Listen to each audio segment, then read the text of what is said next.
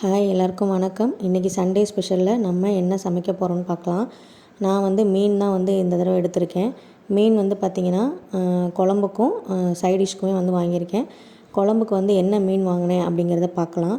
கனவா மீன் பார்த்திங்கன்னா இதுதான் வாங்கியிருக்கேன். கனவா மீன் எப்படி இருக்குன்னு தெரியலனா இந்த பிக்சரை பார்த்துக்கோங்க. கனவா மீன் பார்க்க இப்படி தான் இருக்கும். ஆனால் க்ளீன் பண்ணதுக்கப்புறம் உங்களுக்கு அந்த தலை பகுதி இதெல்லாம் எடுத்துகிட்டு இப்படி குடல் மாதிரி தான் இருக்கும். நமக்கு பார்க்க ரொம்ப நீட்டாக இருக்கும். நம்மளே க்ளீன் பண்ணோன்னா அந்த மேலே இருக்க அந்த செதில் பாருங்கள் ஒன்று இருந்துச்சு, அதை நான் எடுத்திருக்கேன். இந்த கனவா மீனில் லைட்டாக உள்ளே அந்த எலும்பு மாதிரி இருக்கும், அது எடுத்துடணும். இதில் முதுகெலும்பு இந்த மீனுக்கு கிடையாது. அதனால் ரொம்ப லப்பர் மாதிரி தான் நமக்கு இருக்கும். ஒன்றும் பெருசாக தலைப்பகுதி பார்த்திங்களா, இதுதான் தலைப்பகுதி. இதை நம்ம பெருசாக இருந்தால் நம்ம யூஸ் பண்ணிக்கலாம், இல்லை வேணாம் எனக்கு ஒரு மாதிரி இருக்குன்னா விட்டுறலாம். இதுதான் அந்த எலும்பு கண்ணாடி மாதிரி இருக்கும். இதெல்லாம் நான் கொஞ்சம் க்ளீன் பண்ணிவிட்டு நம்ம கனவா எப்படி செய்யுதுன்னு பார்க்கலாம். கனவா மீனில் நிறைய சத்துக்கள் இருக்குது. ஒவ்வொன்றா நான் சொல்கிறேன், அதை பார்த்துக்கோங்க. ஃபஸ்ட்டு கனவா மீனில் செய்கிறதுக்கு நான் நல்லா ஆயில் விட்டுக்கணும். எண்ணெய் காஞ்சதுக்கப்புறம் கடுகு, உளுந்து, வெந்தயம் கொஞ்சம் சேர்த்துக்கிட்டு நல்லா பொரிஞ்சதுக்கப்புறமா நம்ம எப்போவும் சேர்க்குற வெங்காயம் இதெல்லாம் சேர்க்கணும். வெங்காயம் நம்ம நல்லா வதங்கணும். பொதுவாகவே நான்வெஜ்ஜுக்கு பார்த்திங்கன்னா நல்லா வதங்கினாலே நமக்கு அந்த டேஸ்ட் எடுத்து கொடுக்கும். வெங்காயம், தக்காளி, அந்த இஞ்சி பூண்டு இது எல்லாமே சேர்க்கும்போது அந்த மனம் நல்லாயிருக்கும். நல்லா வதங்க விடணும்.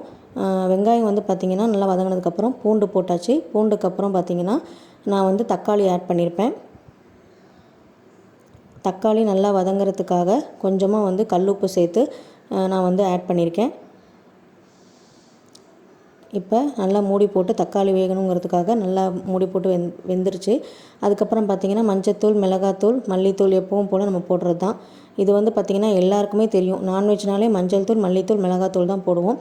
அது நீங்கள் எவ்வளோ எடுக்கிறீங்களோ அதுக்கேற்ற மாதிரி உங்கள் குவான்டிட்டிக்கு ஏற்ற மாதிரி நீங்கள் சேர்த்துக்கோங்க.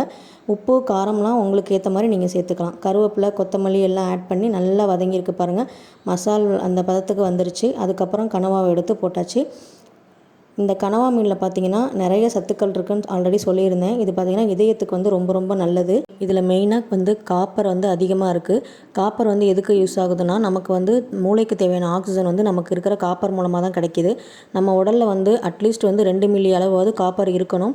அதனால் காப்பர் இதில் அதிகமாக இருக்கனால இது அதிகமாக உணவில் சேர்த்துக்கும் போது மூளை வளர்ச்சி நல்லபடியாக இருக்கும். அது மட்டும் இல்லாமல் ரத்த சிவப்பணுக்கள், வெள்ளை அணுக்கள் இதனோட எண்ணிக்கையும் அதிகப்படுத்தும். விந்தணுக்களோட எண்ணிக்கையும் அதிகப்படுத்தும். தைராய்டு பிரச்சனை இருக்கவங்க இதை சாப்பிடும்போது அந்த பிரச்சனை கொஞ்சம் கொஞ்சமாக அகலும்.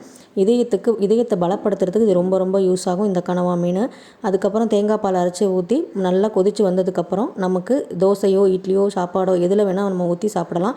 ரொம்ப நல்லாயிருக்கும், டேஸ்டியாக இருக்கும். வாரத்துக்கு ஒரு முறை இந்த மீனை எடுத்துக்கிறனால நமக்கு முடி உதிர்வு, அலர்ஜி இதெல்லாம் இந்த பிரச்சனைலாம் தீர்க்கும். இந்த மீனில் B3 அதிகமாக இருக்கனால ரத்தத்தில் சர்க்கரை அளவை கட்டுப்படுத்தி சமச்சீராக வைக்கும்.